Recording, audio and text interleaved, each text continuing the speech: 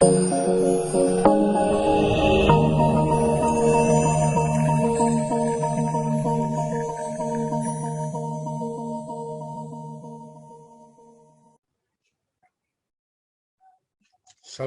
warahmatullahi wabarakatuh. Salam sehat, salam budi luhur. Kembali lagi di channel pembelajaran audit sistem informasi dalam channel Wisnu Haribawo Proponegoro.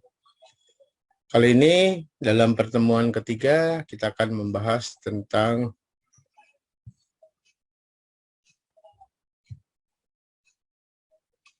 audit sistem informasi meliputi tata kelola. Yang pertama adalah tata kelola teknologi informasi secara menyeluruh. Yang kedua adalah audit pengembangan sistem informasi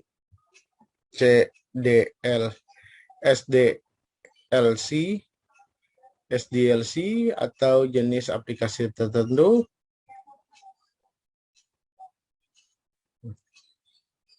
Audit sistem informasi sebagai audit terdiri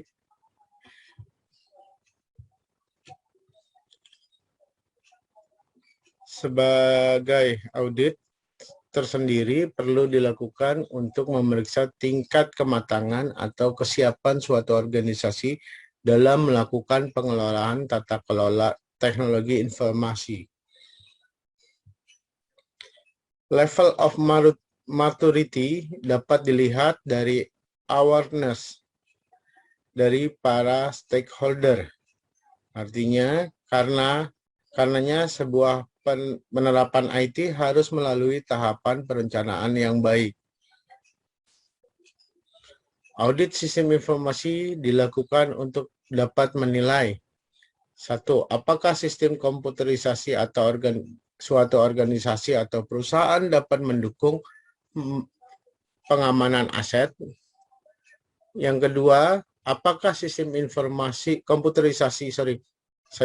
kedua, apakah sistem komputerisasi dapat mendukung pencapaian tujuan organisasi atau perusahaan? Yang ketiga, apakah sistem komputerisasi tersebut efektif, efisien, dan data integrity terjamin? Data integritasnya terjamin. Itu adalah audit sistem informasi dilakukan untuk mendapat nilai. Jadi audit itu dilakukan untuk mendapat tiga nilai tersebut, yaitu sistem komputerisasi perusahaan dapat mendukung pengamanan aset. Yang kedua, dapat mendukung tercapainya tujuan organisasi. Yang ketiga, efektif, efisien, dan data integritasnya terjamin. Bisa menjamin seluruhnya dari sebuah organisasi atau perusahaan tersebut. Dampak audit sistem informasi terhadap organisasi. Informasi sistem auditing itu dilakukan terhadap organisasi. Apakah sistem komputer gitu. Jadi dari organisasi itu ada yang namanya telah menjaga aset. Apakah aset tersebut di dalam sebuah organisasi atau perusahaan itu bisa terjaga? Ya.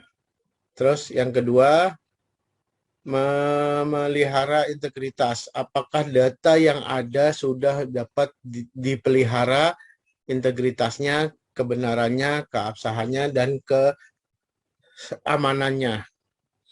Setelah itu dari organisasi terus, apakah sistem komputer itu dapat mendorong mencapai tujuan organisasi untuk lebih efektivitas, menjaga sistem efektivitas. Yang keempat adalah penggunaan sumber daya yang efisien. Jadi apakah sumber dayanya sudah efisien? Sumber daya teknologinya, sumber daya manusianya, sumber daya segalanya itu sesuai dan efisien terhadap sebuah sistem. Audit operasional atau operasional audit terbagi menjadi dua bagian, yaitu audit setelah implementasi atau posting plan audit atau audit secara bersama-sama, current audit.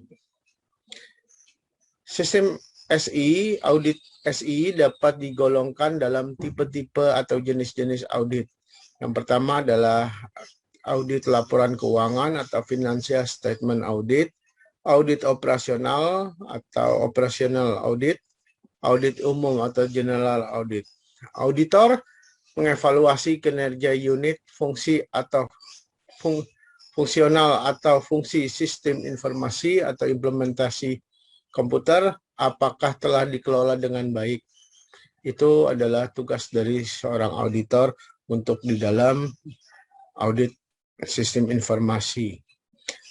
Audit sistem informasi merupakan gabungan dari berbagai macam ilmu antara lain tradisional audit, manajemen sistem informasi, ilmu komputer, behavior science, dan sistem informasi akuntansi.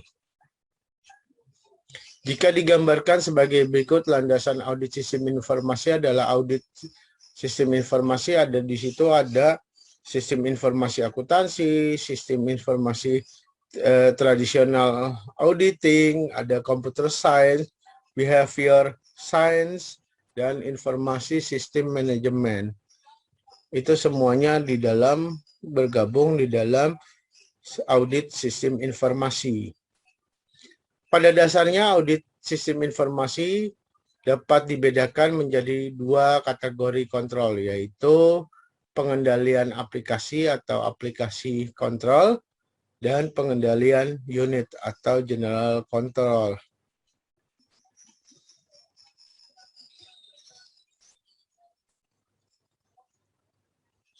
Tujuan pengendalian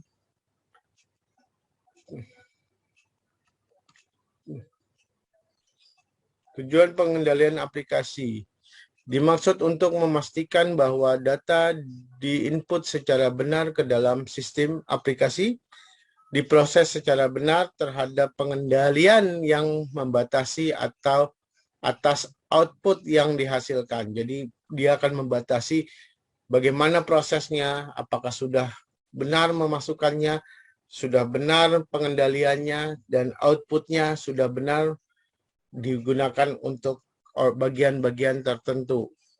Tujuan pengendalian umum adalah lebih menjamin integritas data. Kalau secara umumnya adalah untuk menjamin integritas data yang terdapat di dalam sistem komputer dan sekaligus meyakinkan integritas program atau aplikasi yang digunakan untuk melakukan proses data.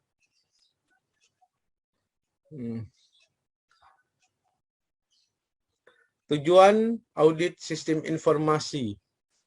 Tujuan audit sistem informasi menurut Ron Weber dapat disimpulkan secara garis besar menjadi 4 tahapan, yaitu meningkatkan keamanan aset perusahaan, yang kedua meningkatkan integritas data, yang ketiga meningkatkan efektivitas sistem, yang keempat meningkatkan efisien sistem. Efektivitas sistem, audit efektivitas sering dilakukan secara sistem berjalan, setelah sistem berjalan untuk beberapa waktu. Jadi kalau efektivitas, kita menilai efektivitas sistem itu dilakukan setelah sistem itu berjalan beberapa waktu. Manajemen membutuhkan hasil audit efektivitas untuk mengambil keputusan apakah sistem terus dijalankan atau dihentikan sementara untuk memodifikasi. Gitu. Jadi kalau seorang programmer, dia akan melihat, menguji coba, mentesting hasil program yang jalan, gitu. Aplikasinya apakah sudah baik atau belum. Disitulah audit efektivitas dilakukan untuk apakah manajemen itu merasa puas atau harus ada dimodifikasi tambahan. 4. Efisiensi sistem. Efisiensi sistem menjadi hal yang sangat penting ketika komputer tidak lagi memiliki kapasitas yang memadai. Jadi kalau komputernya sudah lemot, sudah tidak lagi memadai, jadi efektivitasnya akan terganggu. Efisiensi SI dilakukan dengan cara menggunakan sumber daya yang minimum untuk menyelesaikan suatu tujuan objek atau pekerjaan. Variasi sumber daya terdiri dari mesin, waktu, paralel, sistem SW, sistem, dan pekerjaan. Pengaruh komputer dalam pengendalian internal. Tujuan dari pelindungan aset, integritas data, efektivitas sistem, dan efisiensi sistem dapat dicapai dengan baik jika manajemen organisasi meningkatkan sistem pengendalian internal. Jadi semua itu bisa tercapai kalau proses pengendalian internalnya berjalan yaitu dengan cara pemisahan tanggung jawab. Tanggung jawabnya manajemen user gitu. Atau kita sebut dengan manajemen user gitu. Spirit of Deity, pengendalian wewenang dan tanggung jawab. Siapa pemenang wewenangnya dan tanggung jawabnya apa? Gitu. Delegasi of authority and responsibility. Pengaruh komputer dalam yang ketiga adalah personal dan kompeten yang kompeten dan dapat dipercaya. Keempat, otoritas sistem. Kelima, kecukupan catatan dan dokumen. Keenam, pengendalian fisik atas banyaknya record dan aset. Ketujuh, kecukupan supervisi dari pihak manajemen. Kedelapan, bentuk pengecekan dan independensi. Saya ulang. Bentuk pengecekan yang independen. Perbaikan akuntabilitas record dan aset.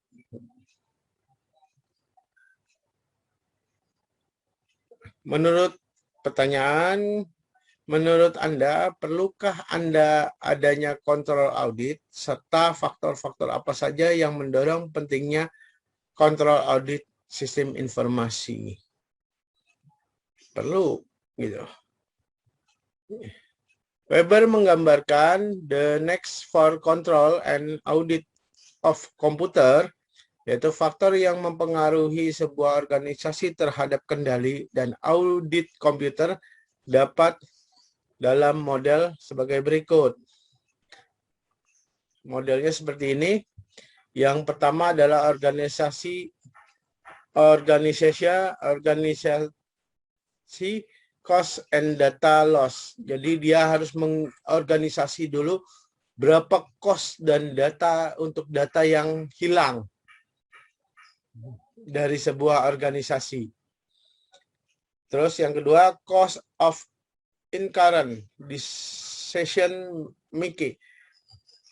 Untuk berapa cost untuk perbaikan dalam menggunakan lisensi keputusan. Mengambil keputusan berapa cost yang akan dikeluarkan untuk perbaikan. Cost of computer ops. Berapa cost biaya atau berapa biaya komputer gitu, untuk menunjang hal tersebut. Value apa yang didapat kalau Anda terhadap software and personal. Hardware ke personal, software ke personal, dan personal ke personal. Apa keuntungannya kalau saya pakai sistem tersebut? High cost of computer error. Jadi cost yang tinggi. Cost yang tinggi menyebabkan terhadap kerusakan komputer. Maintenance of privasi. Biaya perbaikan maintenance-nya untuk privasinya. Control computer of komputer user. Jadi komputer server dan komputer terhadap komputer klien. Itu semua akan menjadi kontrol terhadap audit komputer, audit sistem informasi of komputer. Terima kasih. Sampai di sini pembelajaran ketiga. Jangan lupa like, subscribe dalam channel YouTube saya. Billahi taufik wa hidayah. Wassalamualaikum warahmatullahi wabarakatuh. Salam budi luhur, salam sehat.